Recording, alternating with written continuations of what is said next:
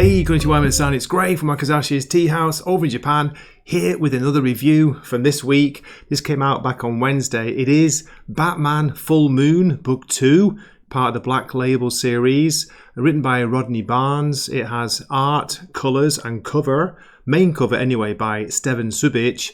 I've actually chosen the variant cover for this here. It's the Francesco Francavilla variant cover. Pretty awesome. Do like it. I do like both covers, and don't forget the main Stevan Subic cover actually glows in the dark. So there we go. So this to me is a nice improvement on the first issue. I did review the first issue. It's on my channel if you want to check that out. But I enjoyed this one a lot more.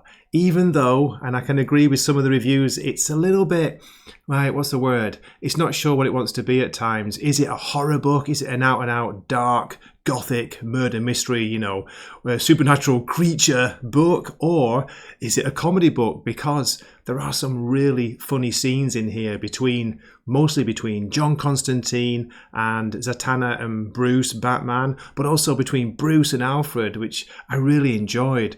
And funnily enough, in a strike of synchronicity, reminds me of Grant Morrison's Batman Legends of the Dark Knight story, Gothic, which I'm also currently reviewing with Jim from Weird Science Comics on my channel. So yeah, do check those out if you haven't seen them. But yeah, back to this. As I say, much improved in my opinion. Very, very good dialogue, banter, comical scenes to offset the dark and creepy, atmospherically gothic and frightening at times scenes. Some great shots of the werewolf. The changing scenes are really good. And yeah, I'm a big fan of Stevan Subic's art. I know he's not for everybody. Some people not sure about it, especially, and I do point this out in the review, John Constantine's weird face at times, but hey, it's just a minor criticism. So, for a score for this second issue, Batman Full Moon Book 2, I'm going to give this a higher score than my last one. It's 8.5 out of 10 for me. Yes, possibly a little bit generous, but I'm a sucker for a good werewolf story and a Batman story. Okay, let's go on with a look inside the book, and I'll give you a story summary, share some of the great dialogue at times, some of the funny scenes, and some of the frightening scenes. Here we go. So at the end of last issue, we had Batman being attacked by the werewolf. This issue opens with some dark imagery and dark narration. We're hearing about there's a path every living soul walks. It leads to the darkest of realms. Every step a tribute to the shittiest parts of ourselves. Lovely. Those toxic places under the masks we all wear. This exercise doesn't take place in death, it happens in life. Allowing the beast within to roam free. Corrupting the goodness life can bring. It's a pretty dark opening. Then we get this image of what appears to be younger Bruce, young boy, walking out of the jaws of hell. Look at that. We've got abandon all hope, ye who enter here, carved at the top of that huge jawbone.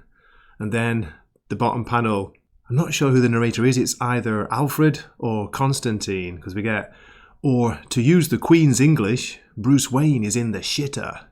Then we get our first look at John Constantine, as drawn by the artist Stevan Subic. Bit of a weird look. He looks a bit old. He looks a bit bloated, but yeah, I'll give him this. At least it's distinctive. It's unique. He's talking to Alfred, and also it's Kurt Langstrom, Man-Bat, right? The human version of Man-Bat. It's a miracle, says John. Master Moneybags is waking from his beauty sleep. So we see Bruce Wayne waking up, asking where he is.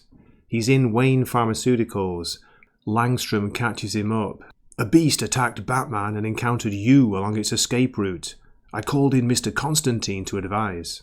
Then we get the first of many scenes of John Constantine's humour, which I think actually, surprisingly, Rodney Barnes does pretty well throughout this issue. It's definitely an improvement on the first issue. Yeah, once Langstrom told me a billionaire was in trouble, I dropped everything and came right away. Then we got Alfred replying, Master Bruce and I were on our nightly stroll. Not once have we ever needed the security detail. The dialogue continues. So, sitting here like a bunch of cockwombles while there's a goddamn werewolf running loose? If Bats doesn't have the stones, I'll track it myself. Now, apologies there, I'm trying to do a bit of a Liverpool accent, but it's coming out. My Manchester is kind of breaking into it as well, so we've got a mix of Mancunian and Scouse, Liverpudlian. Mr. Wayne should be our focus, says Langstrom. So it sounds like here John is doing some kind of, well, I don't know if it's a magical spell or a medical process to get the wolf, get the lycanthrope, get the werewolf side of Bruce out of him. Don't fret, he says. You'll have that wolf spit out of your blood before opening Bell on Wall Street. Then Alfred's telling John that if Batman emerges, if he comes out somewhere, Alfred will let him know that John wants to meet him. That's sweet of you, Alfie, but I think I'll hang a spell. Can't wait to see old Brucey howl at the moon. And then Bruce in the background saying, now I know for certain I'm not dead. I guess it was a reaction to John's ow, his howl. Langstrom continues. Modern medicine has never gotten a handle on lycanthropy. Hard enough to get them to admit it exists. And then John chimes in. Yeah, worse than Catholics coming clean on demonic possession. I could have shot lower, but I'm working on empathy. So what do you think of the art at this point? Do you like this style by Stevan Subic? He's got a very distinctive facial expressions for the characters. As I say, John, I don't know. It's a bit weird. He's like a very small facial features on a big face, if that makes sense. Yeah, kind of a strange look, but I've got into it. I've got used to it. I enjoyed his Riddler Year One from last year. Was it last year? It could have been 2 years ago, whenever the Batman movie came out. So it sounds like they're trying to fix the problem with them from both sides, from a medical side and also from a mystical side. And here we get our first look at Zatanna in this issue. John tells Bruce that Zatanna's been working since she got word of your condition. Do I detect a hint of jealousy? Says Alfred. Look at Alfred! Alfred! Classic. Okay, then we switch scenes to find where the werewolf is. He's now back in human form. There are 3 people talking with him. Wish we had a bazooka in case he goes big dog again. The Father above is the greatest of weapons. You do remember what Christian here did to the Lord's house? Sorry, sister. Then this is it. Christian is getting off the floor. Did I hurt anyone? You put a beat down on Batman. And then the big guy here saying, better hope word doesn't get back to the Justice League. You're tough, but not Superman tough. I hurt Batman? Yeah, you tore into him like he was a Salisbury steak. What's that? Good eating in days gone by.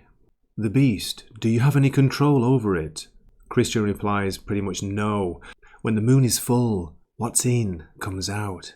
I live with a curse for which there is no cure. But the sister replies, there is no storm beyond the Father's ability to calm. So she's a believer here. She believes that with the help of God, Christian can maybe somehow get control of the Beast. But what do you think? Okay, back to Bruce and Alfred, and Bruce is asking, how did I really get here? We flash back to the scene where Batman was attacked by the werewolf at the end of last issue. Turns out Alfred was tracking his movements via sonar. Is that him in the background in a helicopter? They also had the help of Dr. Langstrom in his Man-Bat form. So I think Kurt acted as a distraction, and Alfred basically, he lifted Bruce and Batman out of there somehow, like with a helicopter. Then we get Langstrom telling them that Zatanna has created a bridge between the spirit realm and the material one. All she needs now is Bruce. And John chimes in with, wouldn't take the word need literally. Bruce replies, envy looks lovely on you, John. Then we get this pretty cool and weird looking scene where Zatanna somehow in the, I don't know, is it the psychic realm or the ethereal realm? She's telling Bruce to move into the light. I'm getting flashbacks to the first Poltergeist movie. Do you remember that? Zatanna's telling Bruce that lycanthropy operates on physical and spiritual planes. Her idea is that if they can remove the beast from Bruce's soul, it might delay transformation. Bruce isn't sold on this. My soul? Come on, Zatanna, this is a medical situation, not a mystical one. Then Zatanna with some crazy looking, is it like cat's eyes she's got there? The pupils, look at that. She replies, that's a way different attitude when I asked you to try Tantra. You snatched my soul, Zatanna. It's a figure of speech. Let me do what I do. Now, this might sting a little. Then here we see what appears to be the wolf and Bruce's spirit or soul being ripped from his body. Looks like they're going into hyperspace, kind of. Then look at the top panel there where we get our first look. Well, a close-up of the werewolf's face. It's scary. Zatanna's screaming in the middle panel. Looks like it's going wrong. Are you alright? It didn't work. Okay, we switch scenes again and we've got Commissioner Gordon in the church. He's asking about what happened here last night. And there's a nun there who's saying that from what she heard, Batman was fighting a large man. Notice how she pauses between the words large and man. We see Gordon assessing the damage, looking at like the bloodstains still on the floor, when the sister walks up to him. He's asking about last night, and she says it was a tragedy. Gordon replies that he lost a lot of good men, 14 in total. Back to the Batcave, and we've got Bruce and Alfred talking, discussing what's the best thing to do, how to go about tracking down the werewolf. Look at this top panel here where we see 4 different versions of the Bat costume, it looks like. Pretty interesting. Alfred's advising Bruce to get Dr. Langstrom and John Constantine to help. You're afraid I'm going to transform into a werewolf, aren't you? And it's a great reply here from Alfred. Blame it on the movies, sir. The Howling is a personal favourite. If you haven't seen The Howling, I really recommend it. Bruce leaves the Batcave in the Batmobile, and the conversation continues. Alfred's asking, may I ask, sir, what's to be done if you do become a werewolf? Worst comes to worst, shoot me in the heart with a silver bullet. Worked in The Howling. Humour in the face of danger is admirable, but might I suggest we take the situation seriously? Back to the church, and Christian, the werewolf, asks to be chained up in the basement. Are you sure this is the only solution? One of his companions suggests taking a couple of sleeping pills, but I don't think that's going to work, do you? Back to John, and he's walking out with Zatanna. Just want to read some of the conversation here. Surprised you're not out with your squeeze, Z? Bruce wanted time to himself. I respect his boundaries. Yeah, pillar of a healthy relationship. Think he'll have the same level of maturity when the moon goes full.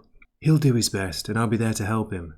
Look, babe, nobody shakes lycanthropy. Your insanely rich love can't buy his way out of this one.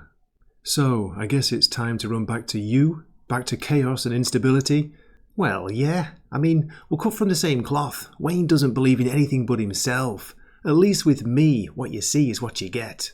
What I see, I don't want. Maybe not now, but in a few hours? So yeah, again, I really like the voice that Rodney Barnes has got for John here. It's cool, the banter between Zatanna and Constantine. Also earlier on with Alfred and Bruce. Yeah, much improved, I think, on issue 1. Back to the Batmobile outside in this pretty creepy, atmospheric, dark, gothic scene here. Bruce is saying, Talbot's close, I can feel him. Alfred reminds him that, Master Wayne, can I point out that you're as vulnerable to the realities of the condition as Mr. Talbot? But Batman's not sure, he's not sold, he thinks he's going to be okay, he doesn't believe he's going to change. I implore you to return to the Batcave. Gotta see this through, Alfred. And then look at this final panel here on this page.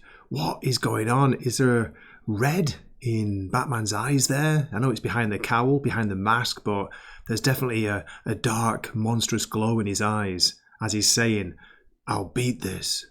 Then we switch scenes again to this fantastic, creepy, gothic, I know, I keep using that word, gothic image here. Look at the cathedral, the full moon behind it, shadows everywhere. We're back to Christian and he's saying, I can feel the moon. You have to fight, Christian. Don't give up. But we can see he's sweating, then his face starts to turn, his eyes go first. One of his companions, the big guy, he's out of there. But the sister stays, she remains, she's praying. Then we get this great scene of him changing here, breaking the chains with his preternatural or supernatural strength. And we get a good look at the original werewolf again. He's free, unleashed. Then we're back in the Batmobile with Batman. He's clenching his fist on the steering wheel there. No, this isn't happening. He calls out for Alfred. Alfred, come, now, before it's too... Okay, let me finish the look inside the book with a couple of pages left, but with this striking image of Batman changing into the Bat-Wolf. What's going to happen? This is right near where the issue ends, so it leaves it on a big cliffhanger for next month. Can't wait to find out. What was it? A coyote. There aren't any coyotes in England.